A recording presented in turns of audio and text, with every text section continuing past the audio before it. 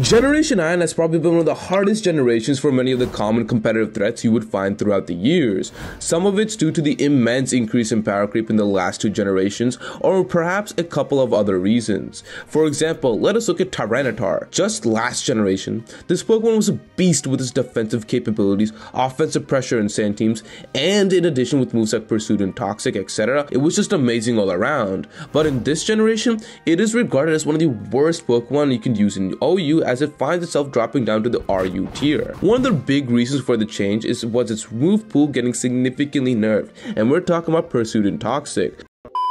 Hey, to let you guys know in advance, I know Tyranitar lost Pursuit in Generation 8 and I messed up when writing the script. It should have been how the loss of Pursuit was starting to seem bigger than usual in Generation 9. So yeah, sorry for the confusion, continue watching with that perspective. Toxic isn't heavily distributed to begin with in Generation 9, and Pursuit was the big one, as with its slow speed, it naturally won't go first in many scenarios. However, Pursuit gave it an option where if the opponent decides to switch out, it can still do fatal damage, especially to those psychic type Pokemon. So theoretically speaking, it was like a soft version of Arena Trap for this Pokemon, but it was much needed for it to keep its offensive pressure, stab typing, going alongside its already amazing stats and amazing coverage. In Generation 9 though, it is much easier to navigate around this sand beast because you no longer have to worry about Pursuit being in a huge stop onto your side and trapping your Pokemon. This, in conjunction with new common threats like Goldango, Baxcalibur, Great Tusk, etc., who all outspeeded it and can pick it off quite easily, does not help it. Dark and Rock is not a good defensive typing with many common weaknesses like ground and fighting. However, the stats on Tyranitar for so many years was incredible to overlook it,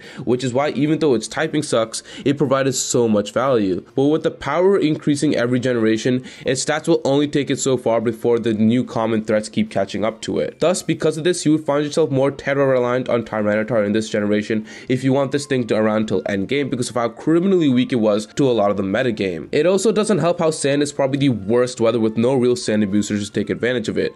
Yeah, sure, Lycanroc is there, but it falls way short to what Excadrill was in Generation 8, especially since it's way more easily stopped by Great Tusk or any other physical walls. With no real sanity boosters, Pursuit gone, as typing being more of a problem these days, it is no wonder that we now live in a reality where the king of competitive Pokemon, the iconic staple, has fallen short to its once mighty standards. However, we just do not stop there. Remember Barraskewda? This is the water type fish Pokemon from the Galarian region, and last generation, even though it got off to a slow start, this thing was finding itself in the OU gameplay and even now still resides there as we speak. But now in Generation 9, it has fallen much short to that tier, quickly being replaced by Pokemon like Azumarill and others for a powerful water type option.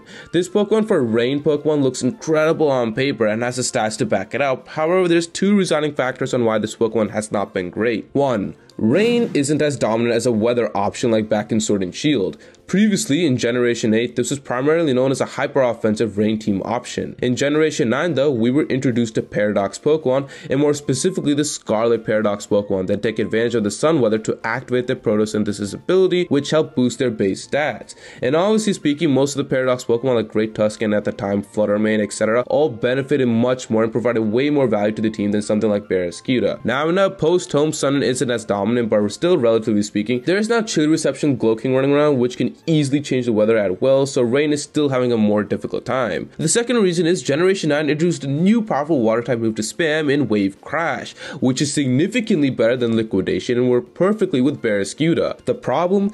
This fish Pokemon does not even get it. So not only is rain not as dominant as it once was, but it also doesn't help this Pokemon doesn't have the most powerful physical water type move it gets, which was distributed to Pokemon like Floatzel and Basculegion, who are just way better rain abusers because of this one move. This does significantly more damage with the Choice Band Floatzel Wave Crash running around, which again, as between the two rain abusers, between Floatzel and Barraskewda, is shot out to be the more better version purely because of that. Sure, Liquidation gives that edge where you're not doing constant recoil to yourself, but that damage matters a whole lot on hyper offensive rain teams. Choice Band Terra Water Wave Crash from Floatzel is immensely more powerful than whatever Barraskewda could whip up. Another move it does not have in Generation 9 is Flip Turn, which in all honesty might have given it more weight to use, as it could provide more meaningful chip damage until the end, where it could fire off a powerful Liquidation underneath rain. Flip Turn allowed to gain additional damage towards the opponent's side while keeping the momentum going, and could help switch in or out Pokemon for more favorable matchups much more easily. Unfortunately though, it lost this move in Generation 9,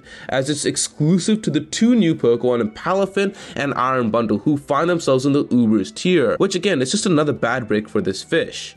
Hey, before we continue though, if you guys are enjoying yourself and would like to see more Pokemon content like this, and in the future with the DLCs around the corner, be sure to subscribe. It's free and helps show me you guys want more videos just like this. Anyways, back to the video. Speaking of fish Pokemon, let us talk about Basculegion male form. Remember before Pokemon Home came out, we were all fantasizing on how unholy its damage potential and killer offensive rain team's option would be? Well, it's kind of fallen short to those expectations, and that's putting it very lightly. It is so bad that even competitive players prefer the female version over the male version, and that is told with the female version still being in UU, while the male one now sits proudly in RU.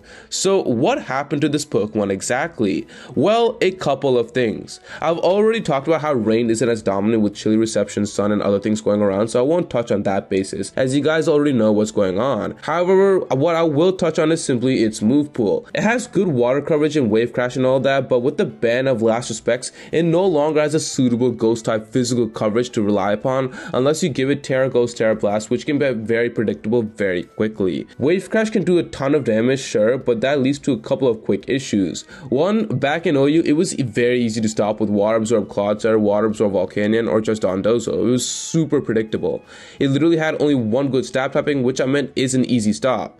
This thing also was very reliant on rain itself to do most of its damage, as with Swift Swim it could double its poor speed stat, and outside of that it was very slow and easy to pick off. And sure, it had another good ability, Adaptability, but because it had no good ghost physical coverage, this ability seemed very bleak to run on it. Fast forward to UU, where now it lost its Rain Setter and Pelipper, its flaws and alright move pool, and literally relying on Wave Crash to do most of its damage started to show. Let it hurt itself with Wave Crash and then start to pick it off from there, or just outspeed and kill it. It had no depth in gameplay, was very one-dimensional in its move pool, its moves, and how it was run. Water Absorb or Storm Drain uses like Gastrodon or Quagsire were now new threats to this thing, and because it didn't have much outside of Wave Crash for good optimal damage, it started to regress and show many flaws for liking. Female Basculegion, on the other hand, could make good use of ghost coverage and Shadow Ball, which optimized the other great strength in this fish, and that's in its adaptability ability. Now it has both stab coverages in place alongside adaptability to provide huge damage output, and its water type moves weren't even that bad, with options like Hydro Pump and Surf, two water type moves that do not provide recoil in battle, which in theory enhances its longevity in battle, which is huge compared to male Basculegion. It wasn't easily suppressed as well by Gastrodon or Quagsire, as it still have moves like Shadow Ball or even Ice Beam to give them even much more of a harder time than male Basculegion could ever. Sure, male Basculegion had Ice Fang,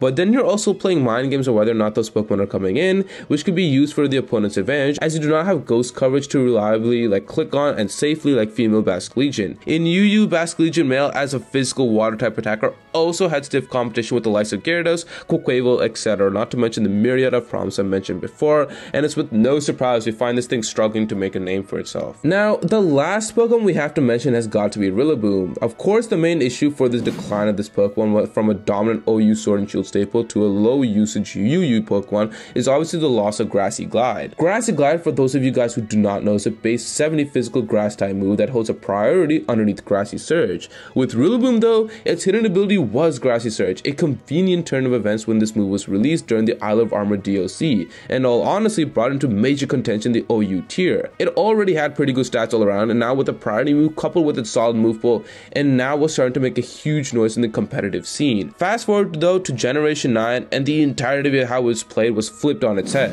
One, Grassy Glide was no longer accessible in Generation 9, and furthermore, it was nerfed down to 60 base power, and I mean, that didn't matter anyway since no one can outright learn it right now. Now it has moves like Drum Beating, Wood Hammer. While not terrible moves on paper, it still does not provide Rillaboom with that edge to keep their opponents on their feet, because as long as you outspeed it, you can pretty much take care of this thing. Furthermore, this Pokemon had two of its top tier moves taken away from it in High Horsepower and Super Power, and things like EQ and Hammer Arm are its replacements. EQ underneath Grassy Surge does not do as much damage, as Grassy Surge literally nerfs that move, which basically means this is a void move on this Pokemon, and Hammer Arm, well, isn't fully accurate and furthermore can slow down this Pokemon as we needed that. Sure, it still has things like knockoff Drum Beating and something like Sword Stance, but it's just not the same. Power creep keeps ever increasing, and with Mono Grass not being the best alongside its troubling speed stat, Grassy Glide helped pull it out into contention as it gave it a way to cover up one of its weaknesses to work well with Bulk and other coverage moves around it. However, now with no priority and its move pool kind of decreased,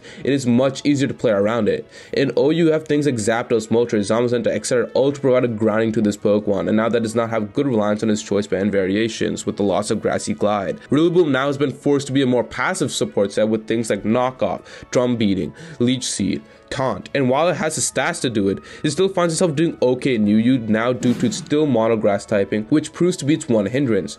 Priority really helped bring in new life into Rillaboom and help unlock further power, but now it seems like it's being more manageable and easy to play around. And it's Pokemon like these that help bring into perspective how power creep and move pool can be absolutely game defining to these Pokemon. In one generation they'll find themselves doing incredible, however it seems like every generation after that, the power creep starts to slowly catch up to them and shove them aside. It's a sad reality that comes with Game Freak being more conscious about the VGC competitive scene, but oh well. Anyways, comment down below what you guys think, join the Discord, and thank you to the members for supporting me both on YouTube and Patreon. If you wish to support me even further, the link is down below. Anyways, thanks for watching, and I'll see you in the next one.